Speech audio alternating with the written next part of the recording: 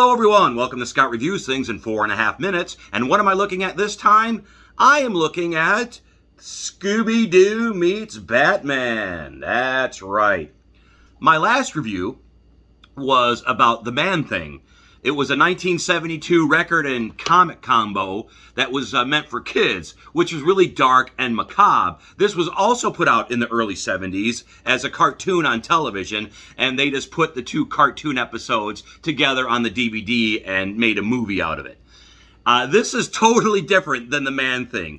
This is light and airy, and this is really meant for kids because there is absolutely nothing objectionable in this DVD. And it's, two characters that you know, Scooby-Doo and Batman. I went back to this. I remember watching it on television growing up. And I went back to the DVD, and it's not funny. It's not funny. This is the definition of nostalgia right here. Because I enjoyed watching it, but looking back at adult eyes, this was not funny. This was actually very, very lame. It has a laugh track. There's nothing more off-putting than a cartoon that has a laugh track. That's how bad it was. It was like, we need to tell these kids to laugh. And you can't fool a kid. You can maybe fool an adult thinking, they tried there. You can't fool a kid. If a kid doesn't think something's funny, it ain't funny. And this is not funny.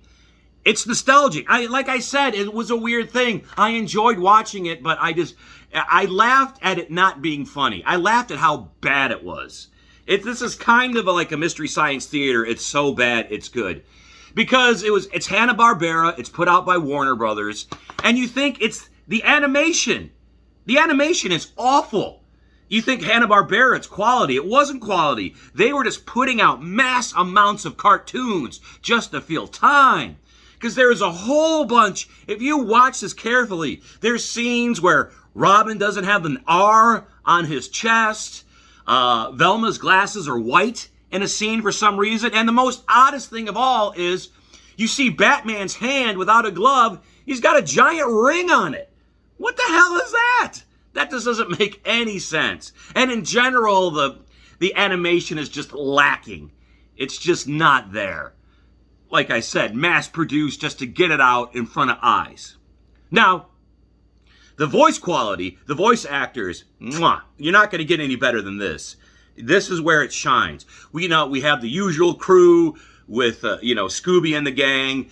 And then we have our guest stars. And we have the Joker, which is played by Larry Storch. And then we have the Penguin, which is voiced by Ted Knight. Two fantastic comic actors doing voices for the cartoon. And then we have the guy who played Batman. And I got his name. It's Olin Soule? S-O-U-L-E? It's this guy. And if you've seen this guy, he was like in a ton of television shows in the 50s and the 60s. That's the voice of Batman. That guy right there. And you can tell that these Batman and Robin characters, and also I want to say a shout out to Casey Kasem doing double duty with Robin and Shaggy. He was doing them both. But the Batman character in this, it's totally based on the television show. When you see the Joker and you see the Penguin, there's a scene where the do not enter or whatever condemned road sign goes down and they drive into the Batcave. That's in here. Batman mentions Chief O'Hara, which was not a character until the television series. So it's highly, highly based on that. Young people, if you have children, they're not going to enjoy this. If you buy, this is going to be for you as an adult, just to look back at what was going on in your childhood. That's it. It's not going... It's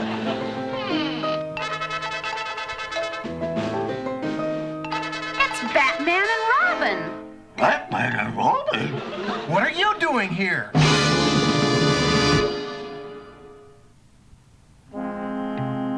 Robin and I were on routine bat patrol in Gotham City when we detected an airplane overhead flying without lights. Suspecting that someone might be smuggling contraband into the country, we followed the plane on our Batmobile radar scope.